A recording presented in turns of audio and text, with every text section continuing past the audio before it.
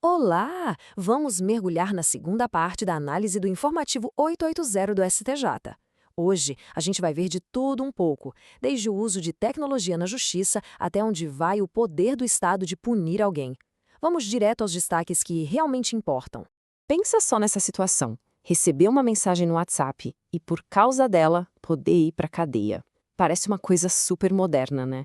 Mas a resposta do STJ para essa pergunta mostra um verdadeiro cabo de guerra entre a agilidade da tecnologia e a proteção da nossa liberdade.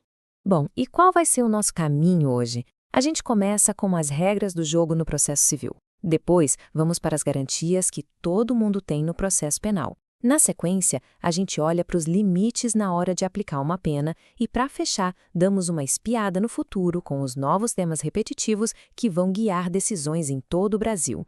Nossa primeira parada, então, é no direito processual civil. É aqui que a gente entende que o como as coisas são feitas é muitas vezes tão crucial quanto o direito que está sendo discutido.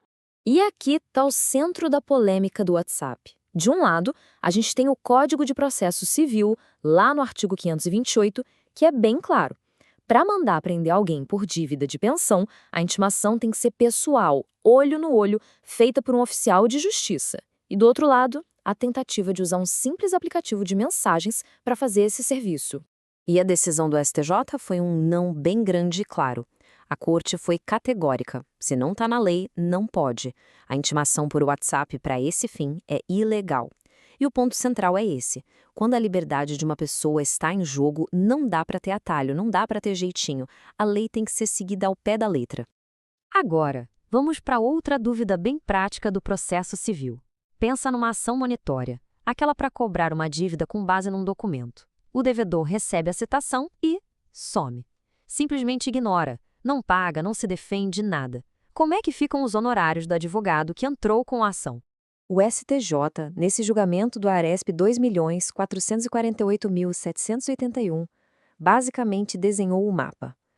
Funciona assim: logo de cara, no mandado inicial, o juiz já fixa 5% de honorários. Se o devedor se defender, aí beleza, a sentença vai fixar novos honorários pela regra geral. Mas e se ele ficar quieto? Aí que está o pulo do gato. Aquele mandado inicial vira um título executivo. Na fase seguinte, que é o cumprimento de sentença, se ele continuar sem pagar, aí sim podem ser somados mais 10%. O principal aqui é entender que não tem uma nova fixação pela regra do artigo 85 se o devedor simplesmente se omitir. Agora a gente sai do cível e entra num campo que é sempre mais tenso: as garantias fundamentais no processo penal. É aqui que o poder de punir do Estado encontra suas barreiras. O caso que a gente vai ver agora começou de um jeito bem comum. O fisco desconfiou que uma empresa estava usando notas frias. Durante a fiscalização, a empresa não conseguiu provar de forma satisfatória para os fiscais que aquelas compras eram de verdade. E só isso foi o bastante para começar uma ação penal por crime tributário. E aqui está o ponto nevrálgico que o STJ teve que decidir. Uma coisa é a discussão administrativa com o fisco. Lá, a lei pode até inverter a lógica e exigir que o contribuinte prove que está tudo certo. Agora, quando a gente fala de processo penal, a história é completamente diferente. A regra de ouro lá no artigo 156 do Código de Processo Penal é cristalina. O ônus da prova é sempre de quem está acusando. Essa decisão no ARESP 311920 é um recado muito importante. Ter um problema com a Receita porque faltou um documento é uma coisa. Usar essa mesma falha como a única prova para tentar condenar alguém por um crime é outra, totalmente diferente. O STJ deixou claro que a acusação tem que fazer o dever de casa, ir atrás, investigar e provar que o crime aconteceu, e não só pegar carona num problema administrativo. A gente continua no direito penal, mas agora olhando para as decisões que traçam as linhas e os limites do poder de punir do Estado na hora de aplicar a pena. Essa é uma dúvida muito comum na hora da sentença. Vários crimes, tipo o de ameaça, dão opções para o juiz: detenção ou multa. A pergunta é: o juiz pode simplesmente escolher a prisão e pronto, sem dar nenhuma satisfação do porquê?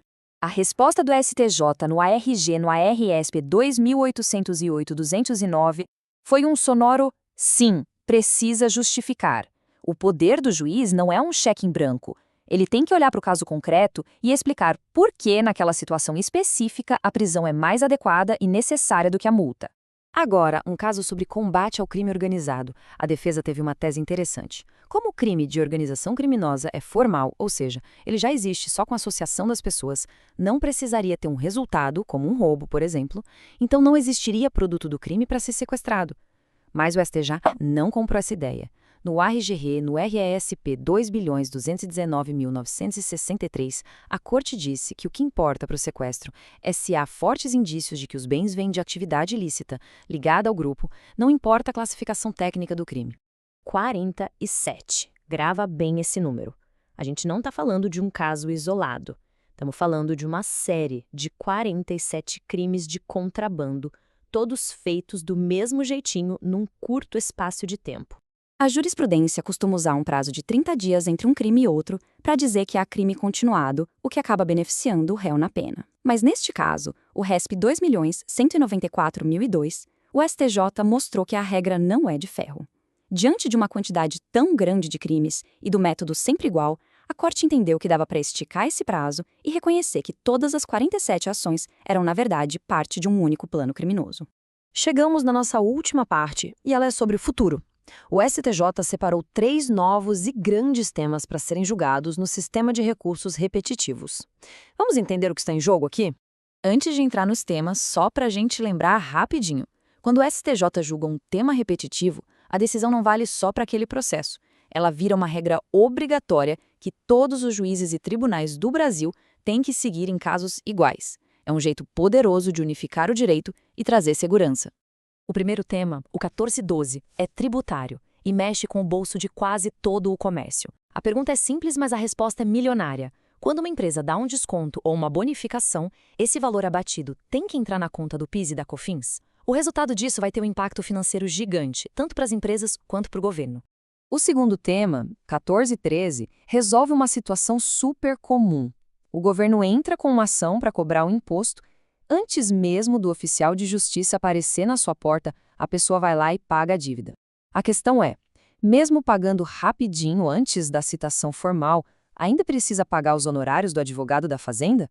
E, por último, o tema 1414, que tem uma importância social enorme. Ele vai tratar do cartão de crédito consignado, aquele que desconta o mínimo direto do salário ou da aposentadoria. O STJ vai definir as regras do jogo, o que faz esse contrato ser válido, como ter certeza que o consumidor entendeu o que estava assinando e, principalmente, o que fazer com essa dívida que muitas vezes vira uma bola de neve infinita. Olhando para todas essas decisões em conjunto, dá para ver um fio que conecta tudo. O STJ está reafirmando pilares essenciais. A lei precisa ser seguida com rigor, principalmente quando direitos fundamentais estão na balança. As decisões dos juízes não podem ser arbitrárias, elas têm que ser explicadas, e no processo penal a presunção de inocência significa que a acusação tem o dever de provar, e não o réu o de provar que é inocente.